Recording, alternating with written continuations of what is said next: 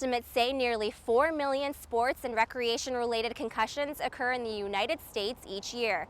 Alabama is one of 31 states that already have a youth concussion law, but there's a push to add more safeguards. Representative Wandalyn Gavan of Birmingham wants athletes to sit out an additional 7 days after they've been removed from practice or a game. And Representative Ron Johnson of Sylacauga wants to give local boards of education the power to develop guidelines dealing with young athletes and concussions. Both representatives say ensuring safety is their main priority. Will Smith is the head baseball coach at Spain Park High School in Hoover. He sees firsthand athletes' will to compete and their drive to come away with the victory. Sports drives our society here in the United States, and you see it a lot in the NFL and even in Major League Baseball. It's all about, getting back on the field, because I think kids, especially here, they feel like that if they're out for any length of time, then there's somebody else that's kind of taking their place. And that's what has some lawmakers worried. In a sports-driven state such as Alabama, representatives fear that some student athletes will do anything for a win, even if that means putting their own safety at risk. Especially if they're seniors and they're working toward a scholarship or something, they want to get as much playing time in as they can. Here in Alabama, this is football country.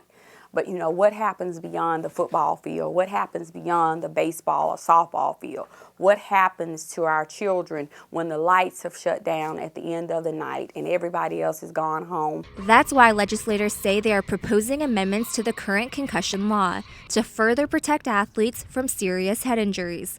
Representative Johnson wants to empower local school boards. This hopefully will cause rules and regs to be promulgated. It's done with the input from all the people involved. The High School Athletic Association and them already had rules to govern to some degree, so hopefully this will help some young people from getting further danger.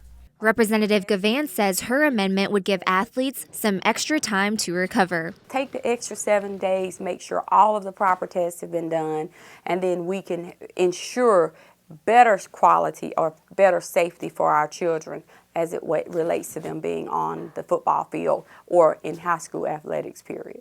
Dr. Wayne Magoo of Birmingham agrees with Gavan. Although he says the current youth concussion law seems to be working fine, he adds there's no harm in taking some extra precautions, especially when it comes to teenagers. We believe that the brains that are in the developing and maturing phase are more prone to injury.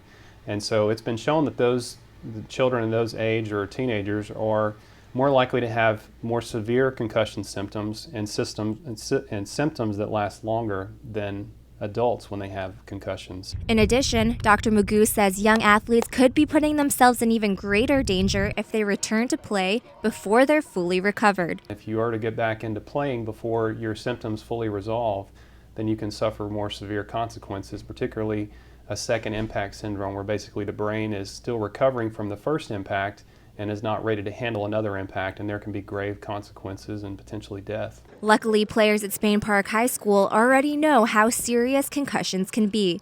Under the current law, players have been taught what to expect should a head injury occur. This is the first year that we've done it through the High School Athletic Association, that they have to go online and take a concussion course, an online course that takes about 15 to 30 minutes. And there's a kind of a quiz at the end of it. Players can identify symptoms. Let's see, dizziness, nausea, headaches, vomiting, anything like that. And know exactly what to do if these symptoms occur. We're taught to go to the trainers if anything is bothering you, if you have a big hit or anything like that happens. But Vedito says he wouldn't mind having some stricter regulations in place. He says this could relieve some of the pressure that athletes go through when they've been injured. And I think there needs to be guidelines for sure, because it's hard to make that decision as an athlete, wanting to be in the game as much as you can. It's hard to make that decision on your own.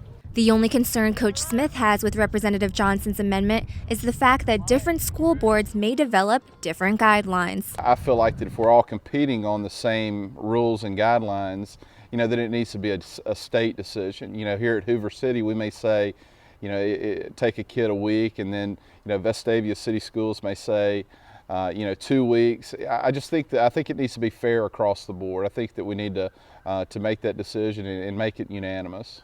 Representative Johnson acknowledges the concern, but says he thinks school boards will implement the same guidelines. I think they're going to be across the state. I think that High School Athletic Association has had input, so have physicians at Children's Hospital, and I think you're going to find that the rules that are going to be in place will be adopted based on the recommendation of these people.